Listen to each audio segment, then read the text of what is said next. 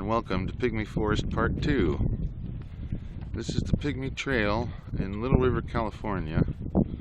I'm going to be explaining more about the Pygmy Forest in this video.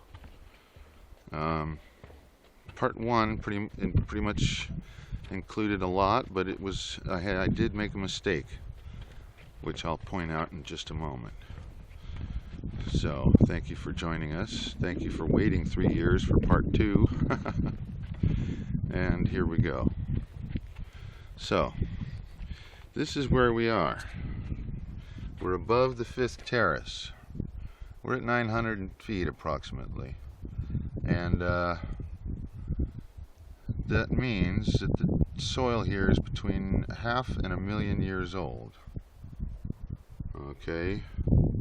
So, this is why the pygmy is the pygmy. I'll give you an example. You see these trees are rather small. Now this is transition, so there are some larger ones. I'll explain that later.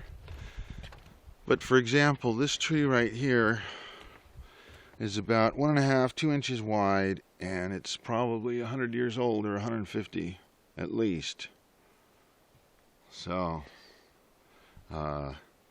this is the Pygmy Forest, and it's because of the soil, I imagine. This is what's called a huckleberry, California huckleberry. This makes blue-red berries in the early fall. Okay, and so I'm going to be showing you a sample of the soil. It's gray like concrete. It's hard as concrete in the summer. Very hard to dig in, and in the winter it doesn't accept much water. You'll find a lot of ponds and standing water in the winter in a pygmy forest. So this is what we call a Bolander pine, and this is a very old tree. This is probably 500 to 800. As you can see, it's only about 3 inches wide. So anyhow, there's only one other pygmy forest on the planet. This is about a 15 by 3 mile section, and that's it here in California. And then there's only one other, and that's on the other side of the planet, located in mainland China. So yes, and it also is only a small patch. So the pygmy is very unique. I happen to live in the pygmy. It's very nice. It has lots of light and air. And so here's a sample of the dirt here. As you can see, it's gray and concrete-like. Very tough stuff. So the trees, they have a hard time growing through this stuff.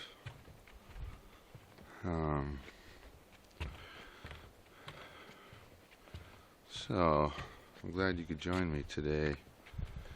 This is very nice. We're located in Mendocino County, California today. Here's some more of that soil showing you how white it can get. Yeah, it's very, very amazing. Very unique. I don't know what properties it has. And then there's a hard pan, an iron hard pan, about 3 feet, 1 to 3 feet down below that pygmy soil. It's so flat here that you don't get any topsoil runoff.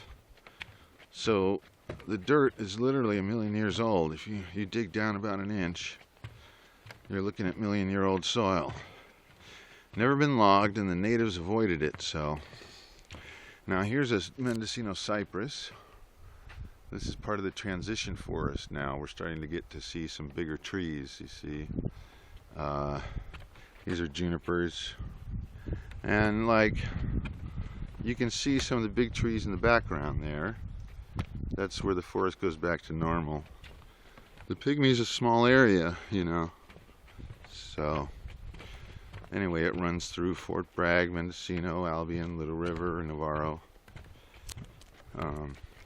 This is what we call a bishop pine. Again, a transition tree which has gotten quite large, even though generally the bishop pines are larger in a pygmy forest.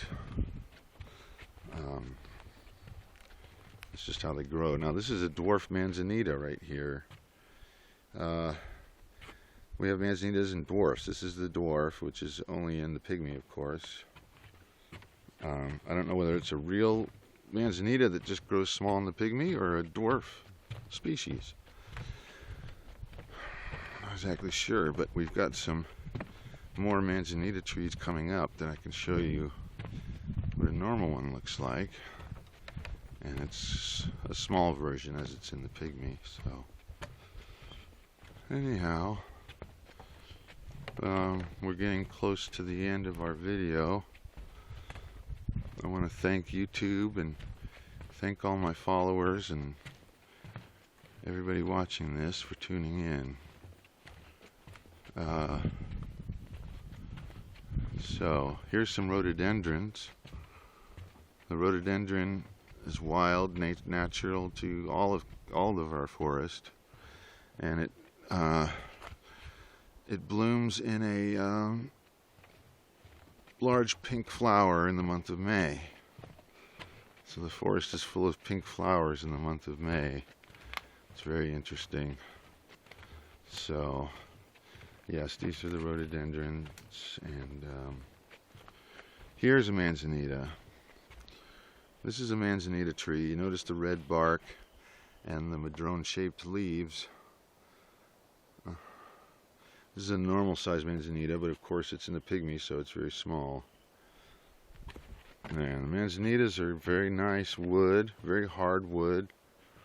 There's manzanita. And here's some more. They're a beautiful tree, they really are. And like most trees here in California, they're an evergreen tree, which means they never lose their green leaves. Most of these trees don't. In fact, we only have 1 or 2 trees that do lose their leaves in the winter. The live oak and